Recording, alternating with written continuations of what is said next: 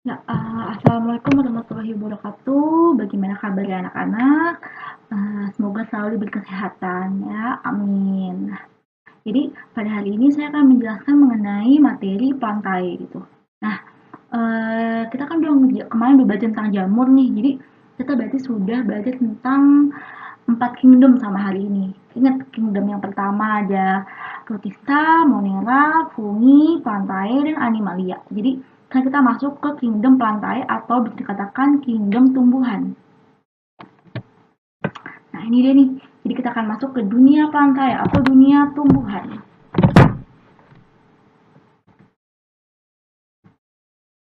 Nah, jadi Plantae ini dibagi tiga, ada Bryophyta, Pteridophyta, dan Spermatophyta. Nah, kita akan jelaskan masing-masing berdasarkan morfologinya, berdasarkan bentuknya, cara hidupnya, reproduksinya, dan sebagainya.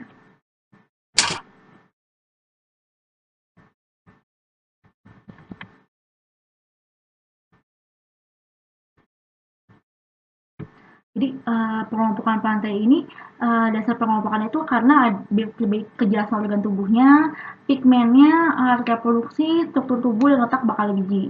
Ingat pantai ada dua, ada Talopita dan Cormopita. Tuh.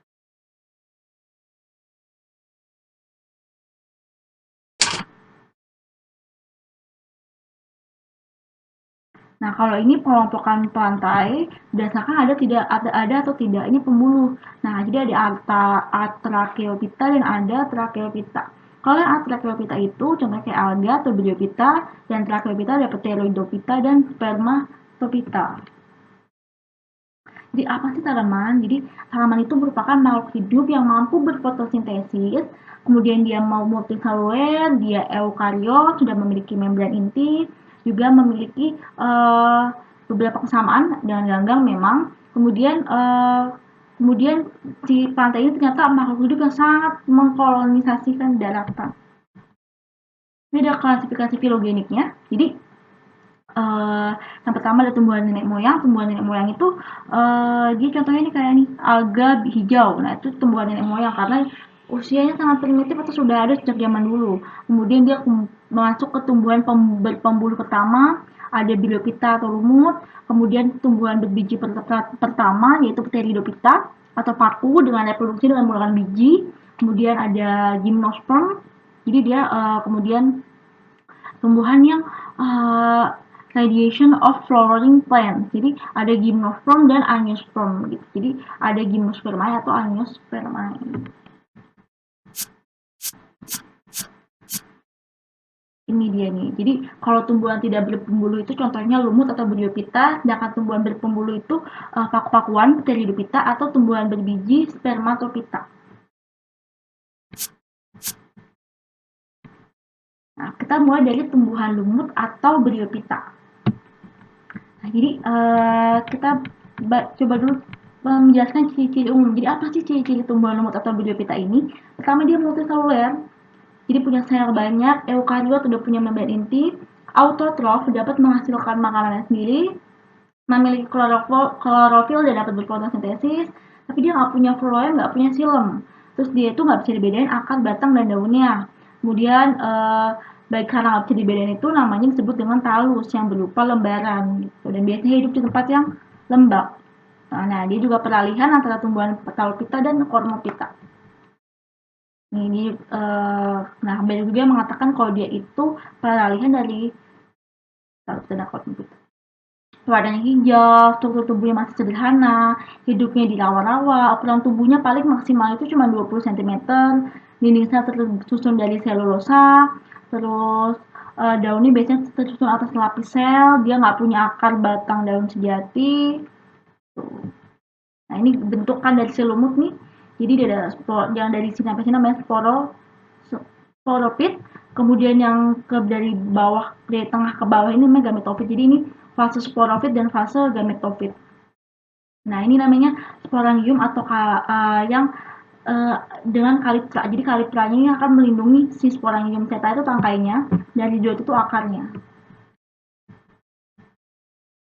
Nah, jadi untuk pengangkutan air dan mineral pada lumut ini dia itu dengan peristiwa osmosis dan Jadi kalau yang air itu dari tinggi ke rendah, kalau yang difusi itu dia dari konsentrasi yang zat terlarut ke konsentrasi tinggi.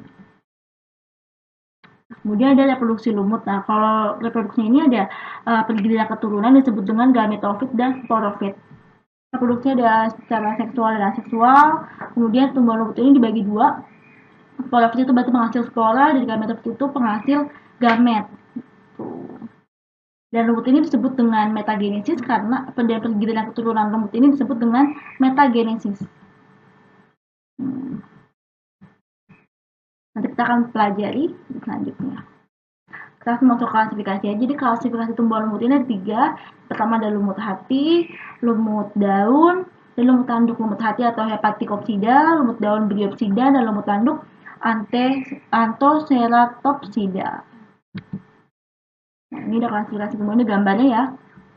Nih, ini yang lumut hati, ini bryopsida, lumut daun, dan ini lumut tanduk, bentuknya kayak tanduk. Nah, pertama ada bryopsida atau lumut daun.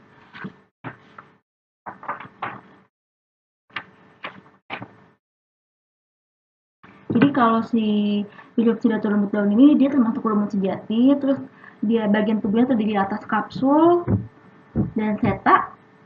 Ada kapsul, ada setanya, kemudian dia punya kalitra pelindung, terus kemudian dia punya operkulum.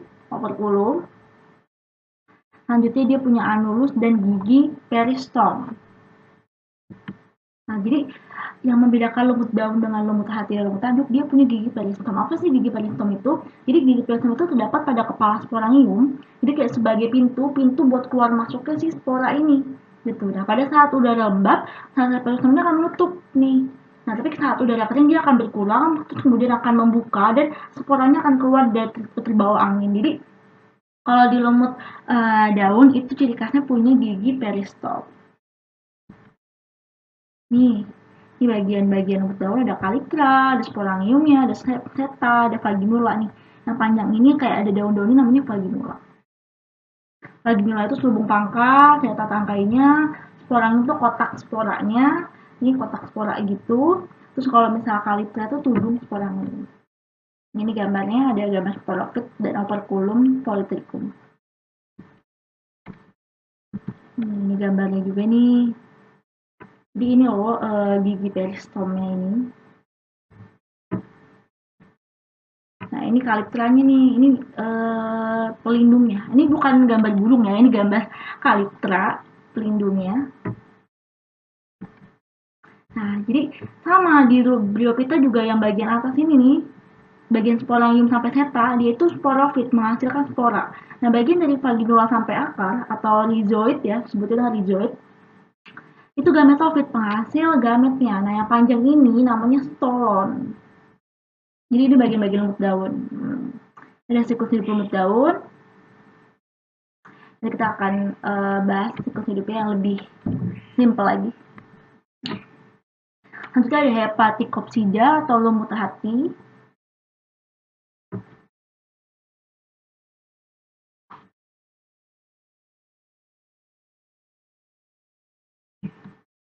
Nah, jadi ciri-cirinya pertama ada harusnya berbentuk lembaran, dia itu belum bisa dibedakan akar batang daunnya ya, lumut itu. Tubuhnya dikotom bercabang dua, jadi dikotom itu bercabang dua, kemudian dia berumah dua, terus reproduksi secara aseksual melalui pembentukan gema atau fragmentasi, dan seksual melalui peleburan sel spermatozoid dan sel ovum. Nah, jadi aseksual dengan gema cup. Jadi bedanya dengan lumut daun dan lumut tanduk, lumut hati ini punya namanya gema cup. Jadi gema cup ini nih, yang bulat-bulat ini nih, bentuknya kayak mangkok, terus di dalam mangkoknya tuh mengandung lumut-lumut kecil gitu. Dan kalau misalnya dia lepas, tersebar oleh air, kemudian dia menjadi lumut baru. Nah, ini nih lebih jelasnya nih gema cup. Nah, kalau reproduksi seksualnya itu dengan cara spermatozoid dan ovum. Jadi ketemunya sel kelamin jantan dan sel kelamin betina.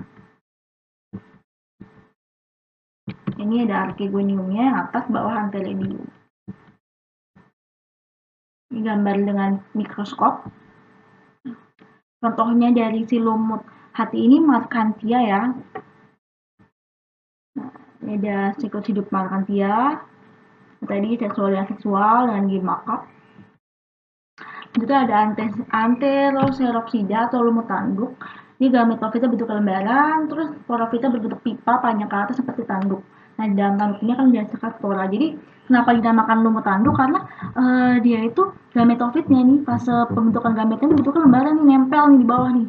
Nah, sedangkan sporofitnya itu panjang ke atas kayak pipa, tapi ujungnya runcing. Makanya dikatakan seperti tanduk. Nah, di dalam si tanduk ini, dia itu akan menghasilkan spora. Ini lumut tanduk. Struktur lumut tanduk, gametofit yang bawah, yang atas itu bagian sporofit. Contohnya Anthoceros sp.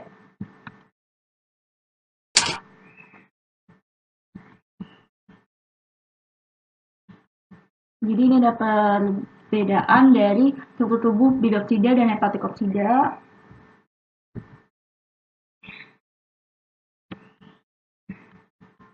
Ini ada pergiliran keturunan atau metagenesis tumbuhan lumut ya. Jadi pertama ya ada kelamin jantan dan betina, kemudian terjadi fertilisasi, kemudian mitosis dan akhirnya pertumbuhan. Jadi pertama awal dari kapsul nih, dari si kapsul satu seta, dia akan mengeluarkan spora, kemudian spora ini akan mitosis nih akan tumbuh jadi gamet. Ada gamet jantan, gamet betina, kemudian akan mulai fertilisasi. Jadi kalau yang seksual itu dia dengan cara pertemuan gamet jantan dan gamet betina, kemudian fertilisasi. Tapi kalau yang aseksual biasanya dari si kapsul atau sporangiumnya kan pecah nih, mengeluarkan spora. Nah, ketika spora jatuh di tempat yang cocok, maka akan tumbuh jadi lumut baru.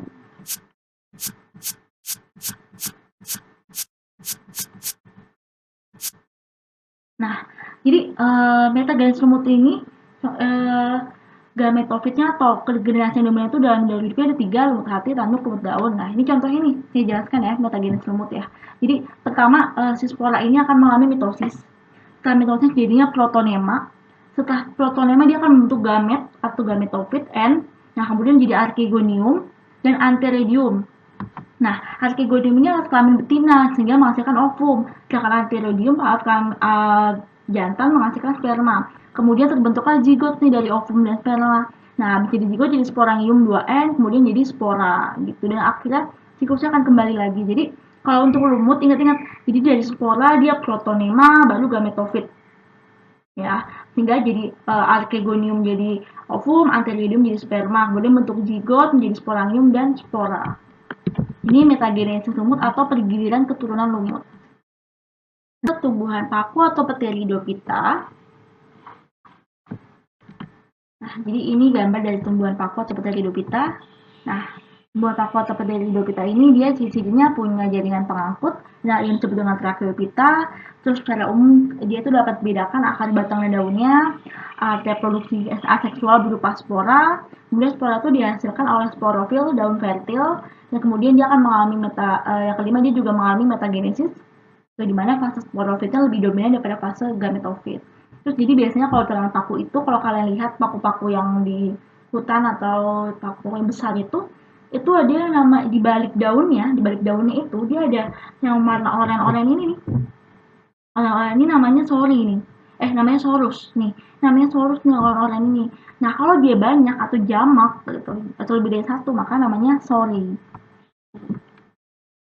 Nah, dia juga sering disebut dengan tumbuhan Corymophyta berspora, terdiri dari 2 generasi yaitu sporofit dan gametofit. Kemudian habitat umumnya itu di darat, namun banyak juga yang mengapung di air. Nah, jadi kalau untuk paku ini menurut spora yang dihasilkannya ada 3, ada paku homospor, heterospor, dan paku peralihan antara dari homospor dengan heterospor. Kalau homospor ini dia hanya menghasilkan satu jenis spora. Tapi kalau heterospor ini dia menghasilkan 2 jenis spora, yaitu ada yang mikro yang besar, ada juga yang ada yang mikro, ada yang kecil, ada juga yang makro yang besar gitu. Jadi kalau yang makro itu biasanya betina, yang mikro itu yang jantan. Nah, yang ketiga ada paku peralihan antara homospor dengan heterospor. Jadi di paku ini itu dia menghasilkan spora dengan bentuk dan ukurannya, jadi bentuk sama ukurannya sama nih gitu. Tapi yang satunya betina, yang satunya jantan. Jadi dia tuh ada 2 nih. Dia menghasilkan 2 spora yang bentuk dan ukuran sama, tetapi yang satu betina, yang satu jantan.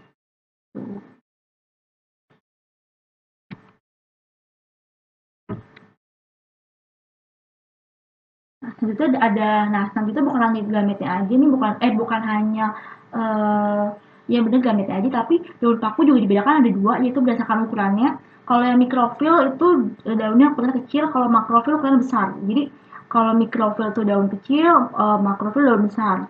Nah, daging daunnya itu disebut dengan mesofil. Jadi daging daun paku itu disebut dengan mesofil.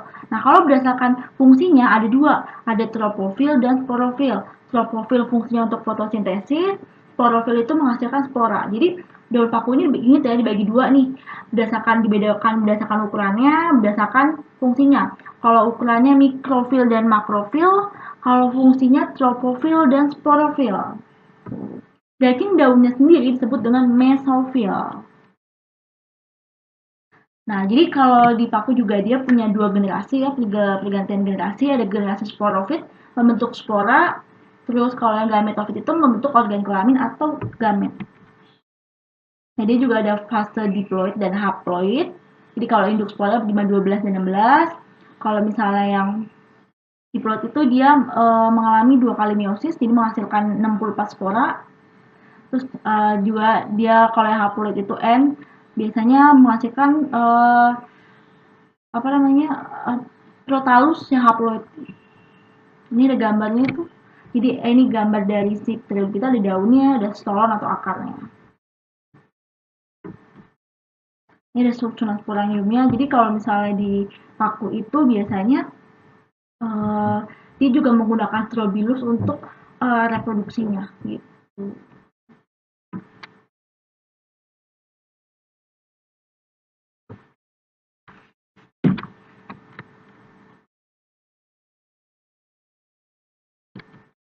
Ini gambar sorus dan sporangium dilihat dari jarak yang diperbesar.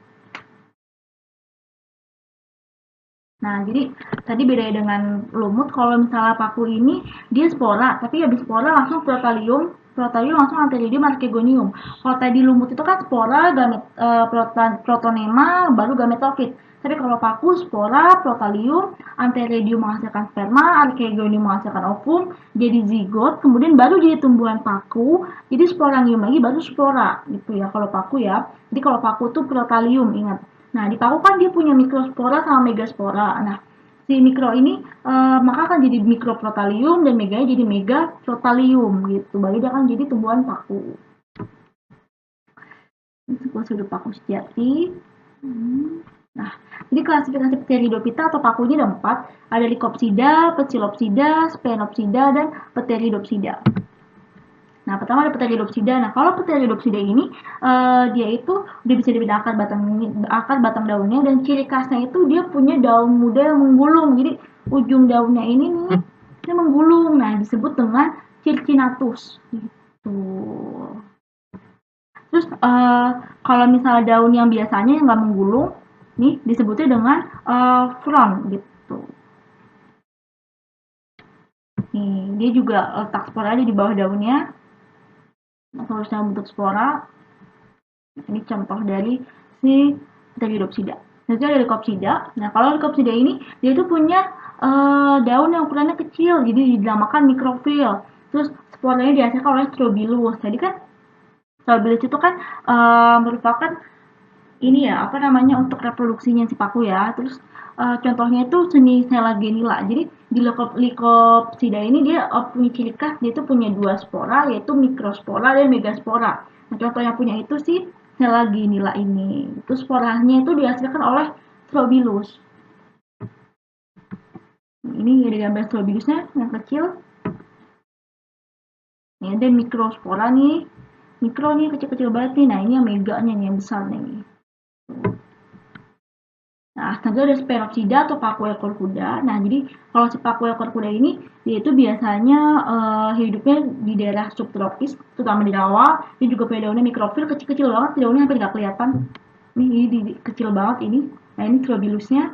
Kemudian batangnya keras dan berongga, manusilika. Jadi ciri khas dari ekor kuda ini, kenapa dikatakan ekor kuda? Karena batangnya tuh keras, terus kayak berongga gitu tengahnya dan mengandung silika. Ini contohnya nih, tuh daunnya kecil sekali, hampir nggak kelihatan. Nah ini tuh dari sini ke sini nih, lomba ini namanya knot. Nah kalau misalnya ada dua ini namanya internot. Nah ada juga Phylloxera atau paku purba. Nah kalau si Phylloxera ini dia juga sama mikrofil, terus batangnya tuh dikotong, dia bercabang gitu, fungsinya untuk fotosintesis. Kemudian di ruas-ruas batangnya ini, ruas batangnya itu dia punya menghasilkan sporangium, dan spora dia itu dihasilkan dari sporangium. Ini. Dan si Phylloxera ini, paku purba ini juga sepertinya sudah hampir punah. Nih, jadi batangnya dikotong cabang dua. Nah, jadi ini tuh sporangium ini, yang kuning-kuning itu namanya sporangium. Dalam sporangium itu ada sinangium ini. Ada si sporanya. Tumbuhan berbiji atau spermatopita.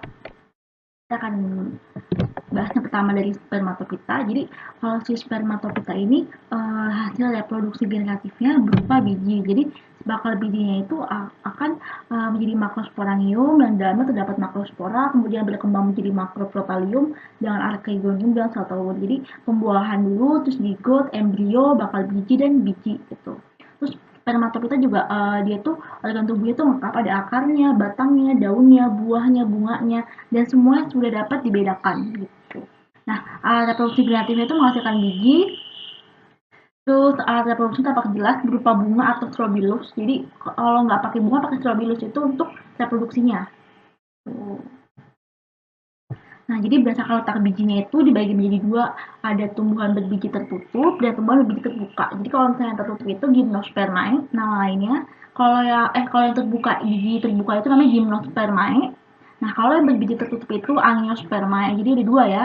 Ada berbiji terbuka gymnospermae dan berbiji tertutup angiospermae.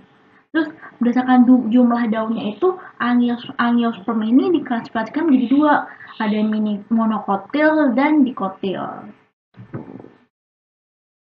Nah, yang pertama kita akan membahas mengenai gymnospermae, tumbuhan berbiji terbuka. Jadi ciri-cirinya itu dia berkembang biak dengan biji, terus bijinya ini nggak dilindungi sama jaringan buah. Nah, strukturnya itu terdapat pada strobilus. Tuh, jadi dia berkembang biak dengan biji, tapi reproduksinya dengan strobilus gitu. Dan karena dengan berulang sebaik itu, makanya dia nggak dilindungi sama jaringan buah. Siklus hidupnya ada generasi saprofit dan generasi gametofit. Nih, ini jadi si strobilus ini gambar dari strobilus, di mana strobilus ini yang merupakan alat dari reproduksinya si gymnosperm ini. Jadi di gymnosperm ini terdapat sekitar 350 spesies. Dia tuh bentuknya berupa pohon atau perdu, dia punya jaringan silem yang cukup sederhana. Daunnya biasanya bentuknya jarum dan lebar atau juga tipis-tipis. Akarnya ada yang tunggal dan serabut, reproduksinya dengan runjung, ada juga dia tuh hidupnya dengan meranggas. Nah, ini reproduksi dari si gymnosperm. Jadi dia pakai strobilus, nanti si strobilusnya ini nih dalamnya ini akan menghasilkan si female con ini. Jadi dia ada yang female, ada yang male. Jadi ada yang strobilus jantan betina, kemudian akan menghasilkan male con dan female con, kemudian baru dia akan mengalami fertilisasi jadi embrio, terus jadi mature female scale with seed, kemudian lama-lama jadi biji jadi pohon.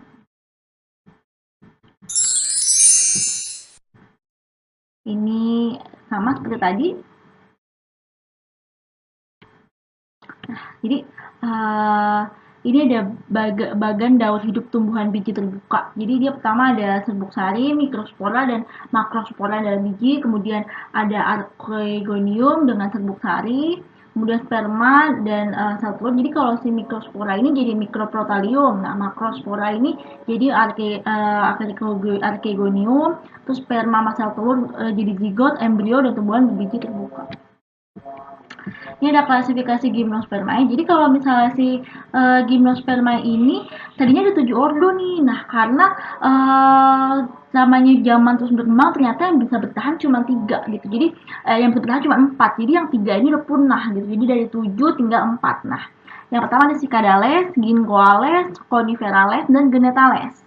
Selanjutnya ada Cicadales atau dia ini nama spesiesnya Cycas revoluta. Jadi dari kata asal Cycas gitu. Nah, terdiri dari 9 genus, dia tidak bercabang, daun-daunnya majemuk, tersusun sebagai tajuk. Dia juga berumah 2, penyerbukannya dibantu sama angin, terus juga tumbuhan tropik dan subtropik. Nah, ini contoh dari Cycas ini Pakis Haji, nama Indonesianya ya. Ini dia punya 2 strobilus, yang pertama ada female cone dan male cone. Kita ada ginkgoales. Nah, ginkgoales ini dia itu cuma ada satu spesies aja yang namanya ginkgo biloba. Karena namanya ginkgoales, jadi nama spesiesnya ginkgo biloba. Terus dia itu tahan terhadap angin dan salju, termasuk tumbuhan meranggas, dapat dimasak juga, dan serta dapat dibuat obat. Ini gambar contohnya ginkgo biloba. Nah, selanjutnya ada coniferales. Nah, coniferales ini terdiri dari 600 spesies, jadi dia ada banyak, kebanyakan evergreen. Terus hidupnya tuh biasa pada kawasan tropik atau subtropik. Nah, biasanya dia sebagai bahan hiasan, terus sebagai bahan papan. Jadi kayunya tuh kuat gitu. Nah, ini jadi conifera ini contohnya si pinus. Jadi tanaman pinus kan banyak tuh ya. Nah, ini contohnya sih conifer ini tuh pinus. Nih, jadi Strobilus pinus juga ada yang female, ada yang male. Ini female-nya, ini male-nya. Itu ada Genetales. Genetales itu yang paling terkenal tuh Genetum genemon, atau nama lain itu melinjuk. Jadi cirinya itu dia terdiri dari 3 genus, itu akarnya tunggang, terus ordo ini mempunyai xilem dan yang mendekati angiosperm. Jadi biasanya kalau misalnya Genetum genemon itu hidupnya harus berdampingan nih pohonnya, karena ada yang satu pohon isinya cuma jantan, ada yang satu pohon isinya cuma betina. Jadi untuk penyerbukannya dibantu sama angin, jadi nanti si jantannya akan membuahi sperma dibantu oleh angin. Nah, ini nih, Strobilusnya kecil-kecil nih, kalau untuk si Genetum genemon. Nah, ini gambar-gambarnya, ada sikas rumpi, pinus, ada ginkgo biloba. Jadi perannya apa sih? Perannya tuh banyak banget bagi manusia nih si gymnosperma ini. Kayak pinus itu buat pembuatan kertas, getahnya sebagai bahan pembuatan terpentin. Terus ginkgo biloba itu sebagai bahan untuk pembuatan obat atau kosmetik. Nah, selanjutnya kita masuk ke Angiospermae. Jadi kan udah Gymnospermae ini berbiji terbuka. Sekarang Angiospermae berbiji tertutup. Ciri-cirinya itu yang pertama dia berkembang biak dengan biji, terus bijinya dilindungi oleh jaringan buah. Nah, struktur reproduksi terdapat pada bunga. Jadi kalau misalnya Gymnospermae pada Strobilus, Angios ini pada bunga gitu. Siklus hidupnya ada generasi sporofit dan gametofit. Dia juga terdiri dari 2 kelas ya, ada monokotil dan dikotil. Nah, nih. Jadi ada Magnoliopsida atau Dicotyledon dan Liliopsida atau Monocotyledon. Nah, kalau dikotil ini namanya juga depannya berarti dia itu berkeping 2 gitu. Jadi memiliki 2 kotiledon, akarnya tunggang, batangnya bercambang, berkambium, punya xilem dan floem yang teratur, daunnya ada yang tunggal, ada yang majemuk, terus duduk daunnya itu tersebar gitu, ada yang berkarang, ada yang berhadapan, ada yang silang gitu kan. Bunganya biasa kelihatan 2, 4, 5. Yang juga diklasifikasikan menjadi 13 famili. Reproduksinya biasanya pembuahan ganda. Nih, ini contohnya banyak banget ya dari si dikotil ini. Ada Magnoliaceae, Lanulaceae, terus Carcophilaceae atau Papaveraceae, Curicifera, Rosaceae paling banyak kita temuin ya. Rose atau bunga mawar. Ada Malvaceae, ada Cactaceae kaktus. Nah, Malvaceae ini bunga sepatu.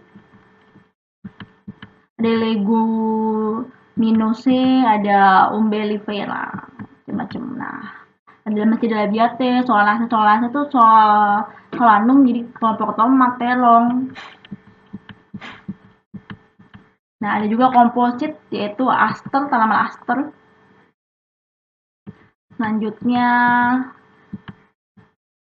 ini macam-macam nih. Ada Animo, Clemeo, jadi banyak banget contoh dari si Gymnosperm ini. Nah, sekarang masuk ke monokotil. Jadi kalau misalnya si monokotil ini dia itu yang pertama dia itu ciri-cirinya memiliki satu daun lembaga atau kotiledon, akarnya serabut, Batangnya tuh biasanya nggak bercabang, tapi dia tuh berbuku-buku atau berluas-luas. Terus batangnya nggak punya kambium, petak silem dan phloemnya tidak beraturan, daunnya biasanya tunggal, terus tulang daunnya sejajar, ada juga yang melengkung, bunganya jumlahnya kelipatan 3 gitu. Diklasifikasikan menjadi 4 famili. Nih ada Graminae atau Graminae tuh kayak padi, jagung, nah itu masuknya Graminae nih. Kalau Palmae kayak palem, kelapa, nah itu masuk Palmae. Terus ada orchid, orchid itu anggrek, orchidaceae itu anggrek. Nah, zingiberacea itu kayak tanaman obat-obatan kayak jamu, bumbu dapur, kayak jahe, kunyit itu masuk ke zingiberacea. Dia termasuk ke dalam angiosperm. Jadi atau termasuk angiosperm ya, yang monokot. Jadi monokotil. Itu contoh-contohnya atau gambar-gambar dari si monokotil. Nah, ini jadi emang monokotil ini bagus banyak banget bentuknya. Ini akarnya dari dikotil tunggang, monokotil serabut.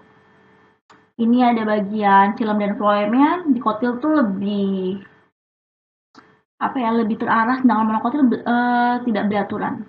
Nah, ini kalau yang dikotil itu biasanya daunnya ada yang mirip jari, kalau monokotil sejajar melengkung, kambiumnya dikotil itu berkas melengkung melingkar. Kalau monokotil tuh nggak punya kambium, jadi biasanya monokotil tuh batangnya kayu. Kalau jadi biasanya kalau misalnya dikotil tuh batangnya kayu kayak pohon mangga, sedangkan monokotil enggak. Tuh bagian bunganya itu biasanya kelipatan 2, 4, 5 untuk dikotil. Nah, kalau monokotil kelipatan 3. Oke, cukup sekian presentasi mengenai plantae. Kurang lebihnya mohon maaf jika ada yang ditanyakan, silakan ditanyakan. Wassalamualaikum warahmatullahi wabarakatuh.